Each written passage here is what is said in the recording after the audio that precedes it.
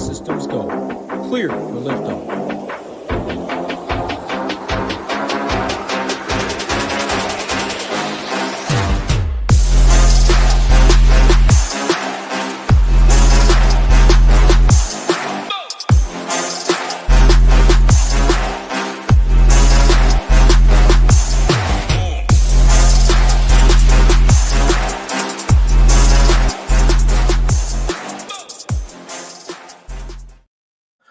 Good evening and welcome to this weekend's NASCAR Quick Hit here for SHIPIT Nation.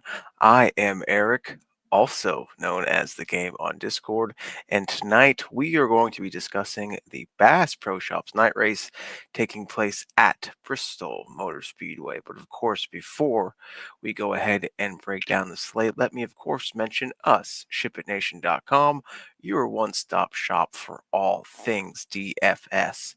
We have expert projections, slate plan, the stone, which I have up on the screen right now.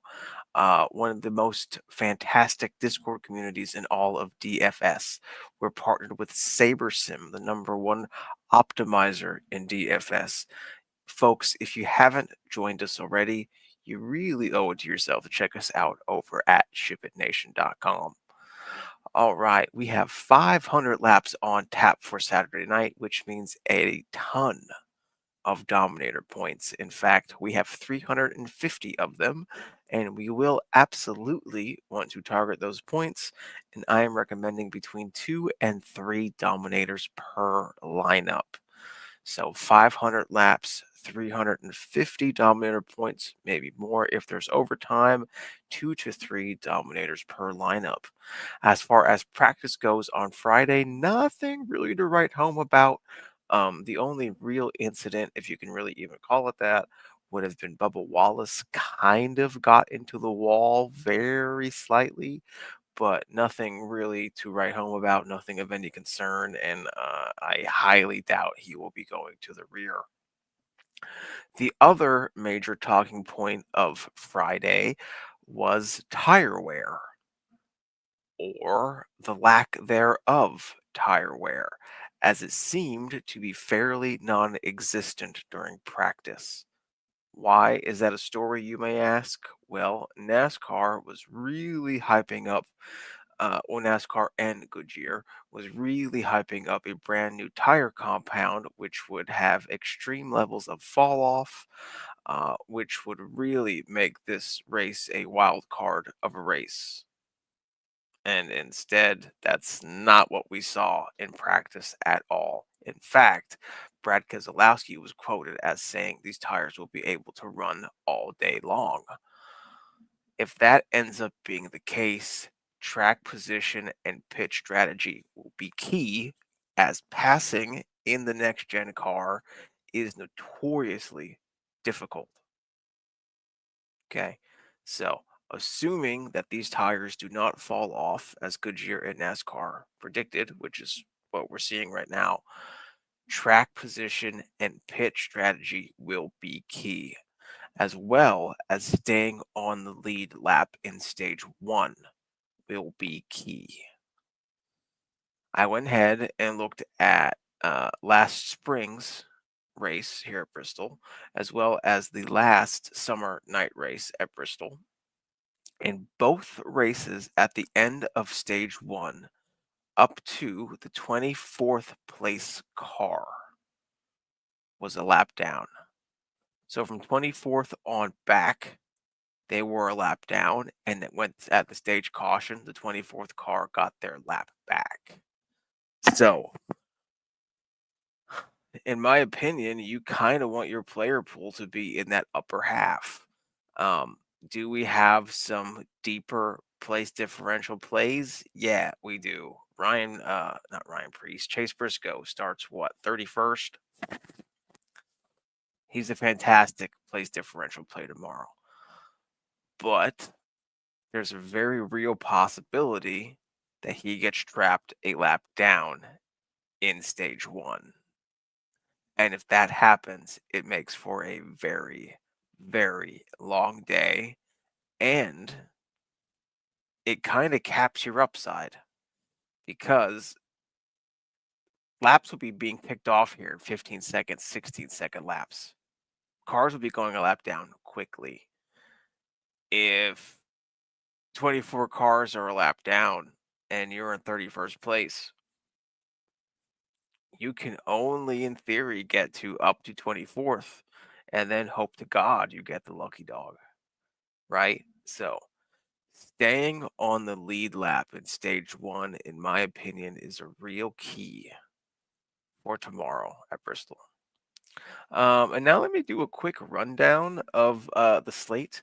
And this will be a quick rundown because a little peek behind the curtain. It is 11:17 on Friday evening, and my little boy is starting to roll around in bed, and I want to get this video done before he wakes up and demands his nighttime bottle. So we have a surprising pole sitter in AJ Allmendinger.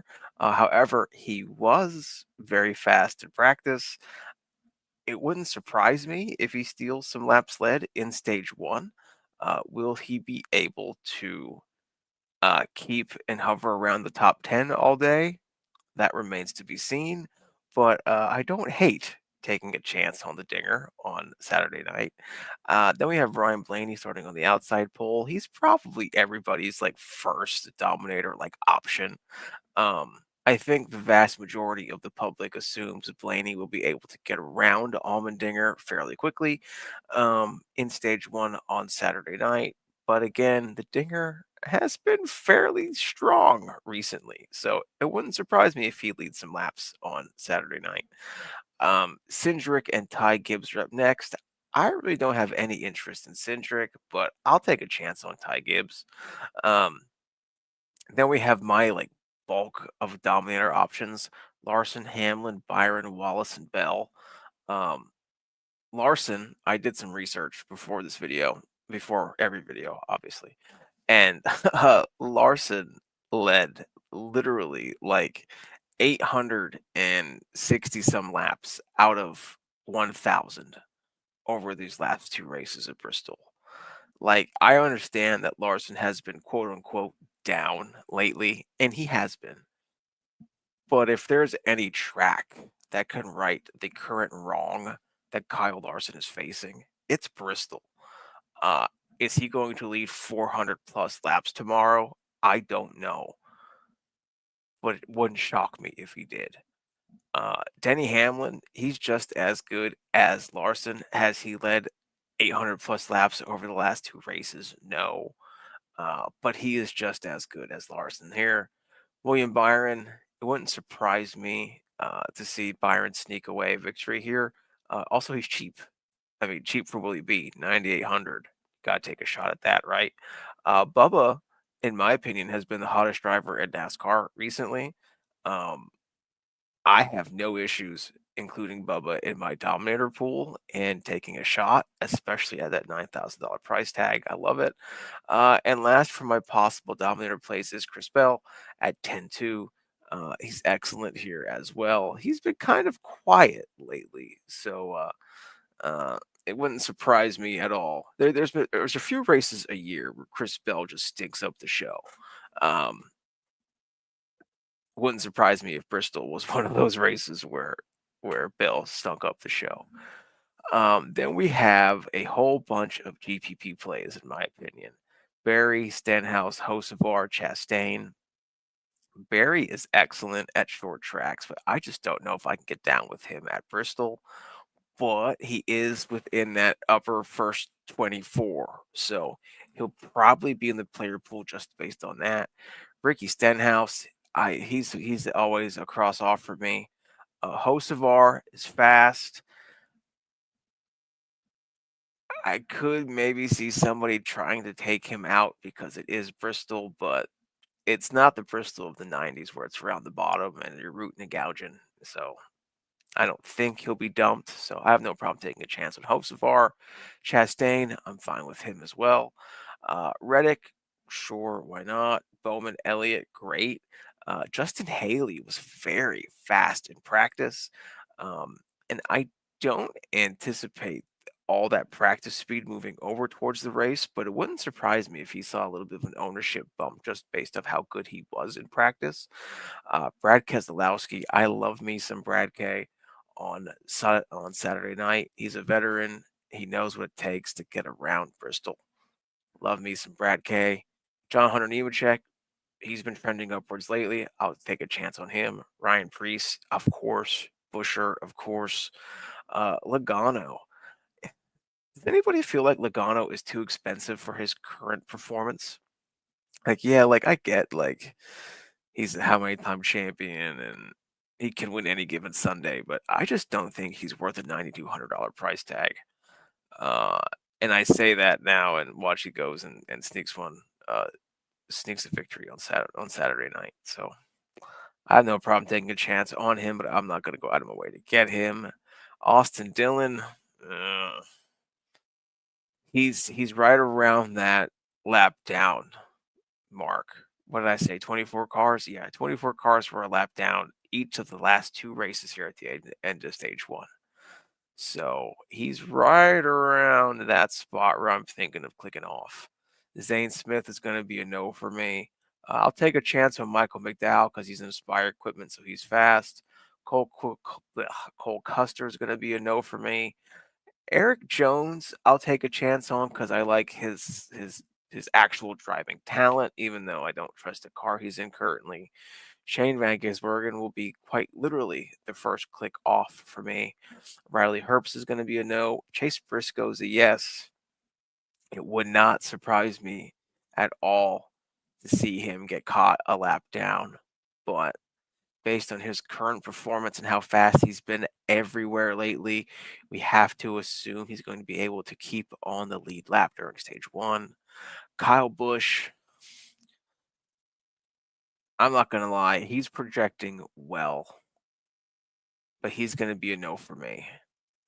Has he been doing kind of better recently? Yeah, his F recent form is now up to a D, but still, I can't get into it for $8,000 with him. Austin Hill is going to be a no for me. Cody Ware is going to be a no for me. Daniel Suarez is going to be a no for me. Gilly's going to be a no for me. Ty Dillon's going to be a no for me. And guess what, folks? Corey Hyman, Chad Fincham also are going to be a no for me. So really, I'm going to focus the majority of my player pool on those drivers starting in the top 23. I'll include Austin Dillon in that.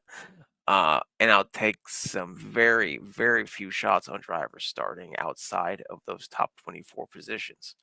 As of now, there's no drivers to the rear, but I'm quite literally recording this at 11 o'clock on Friday night. So I don't expect to hear any drivers to the rear news until like Saturday, 4 or 5 o'clock in the afternoon. So plenty of time for that news to break. And that's it for the video.